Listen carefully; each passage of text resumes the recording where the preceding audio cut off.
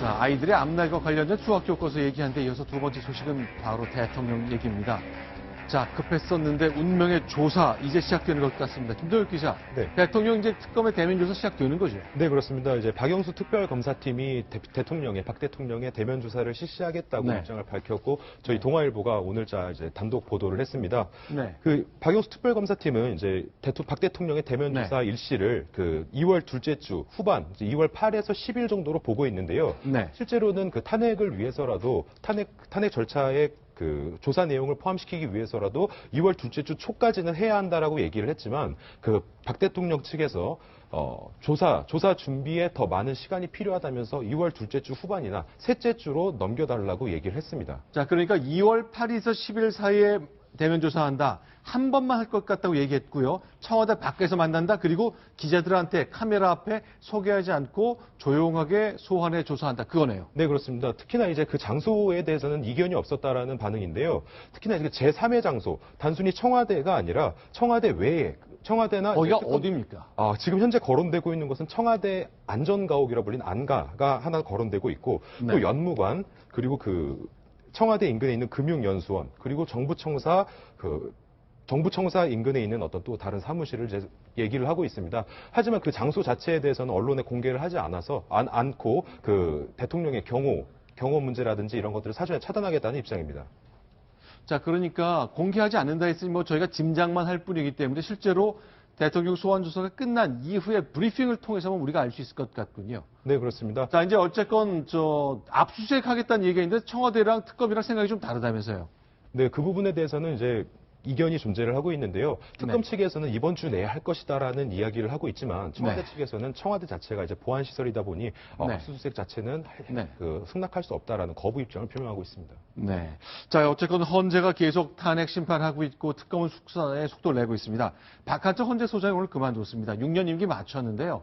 과연 떠나는 헌재 소장은 어떤 소회를 밝혔을까요? 소개하겠습니다.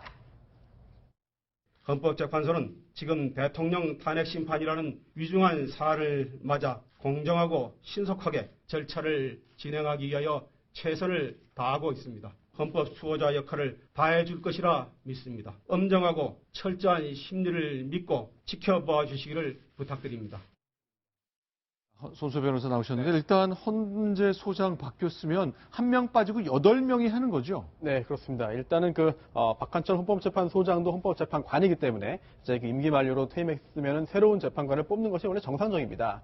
그런데 그게 이루어지지 못하는 상황으로 지금 전개되고 있고요. 특히나 지금 보시는 바와 같이 9명의 헌법재판소 재판관 정원 중에 6명 이상이 찬성을 해야만 대통령에 대한 탄핵이 이제 인용이 됩니다. 네. 그러다 보니까 한 명 한 명이 소중하고 한 명 한 명이 누구냐 성향도 굉장히 중요한데요. 네. 지금 남아있는 8명의 그런 헌법재판관 중에 이제 지금 권한대행하고 있는 이정미 재판관도 3월이 되면 이제 임기 만료가 됩니다. 3월 13일 퇴임이잖아요. 그렇습니다. 그렇다면 이제 7명밖에 남지 않는데요. 그렇다면 7명이 최소입니다. 7명이 되지 않으면은 아예 이제 심리 자체를 하지 못하기 때문에요. 한 명이 더 이제 그 헌법재판관직에서 물러나거나 아니면은 재판에 참여하지 못하는 상황이 된다면은 이 탄핵 심판 절차가 진행될 수 없기 때문에 굉장히 복잡한 상황으로 전개될 가능성이 있어 보입니다.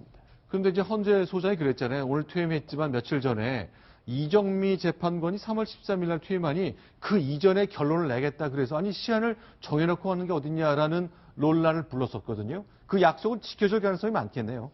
그렇습니다. 일단 박한철 헌법재판소장이 이제 했던 이야기 자체만 놓고 보면은 논란의 소지가 있습니다. 그러나 또 이번에 그 탄핵 심판이 굉장히 중요하고 또한 결론이 빨리 나와야만 국가적인 혼란을 줄일 수 있다는 점에서 충분히 그런 취지를 이해할 수 있어 보이고요. 또한 이정미 재판관마저 임기 만료로 이제 자리를 물러나게 된다면 그 상황에서 7명을 통해서 7명의 헌법재판관을 가지고 이렇게 중요한 사안에 대한 결정을 내렸을 때 여기에 대한 반발이 있을 수 있기 때문에 여러 가지 점에서 이정미 재판관이 물러나기 전에 결론을 내리는 것이 타당하다라는 그런 입장을 밝힌 것으로 해석. 지금 보이는 것이 퇴임식을 마친 직후에 이분들이 바로 대한민국 그리고 박근혜 정부의 운명을 가를 분들입니다. 헌법재판관들이 쭉 모여 서서 기념 촬영하는 모습. 아마 박한철 소장과 그 배우자 부인인 것 같은데요. 자, 헌법재판소장을 떠나보내면서 헌재는 빠른 일정에 맞춰야 될 숙제를 좀 안게 됐습니다.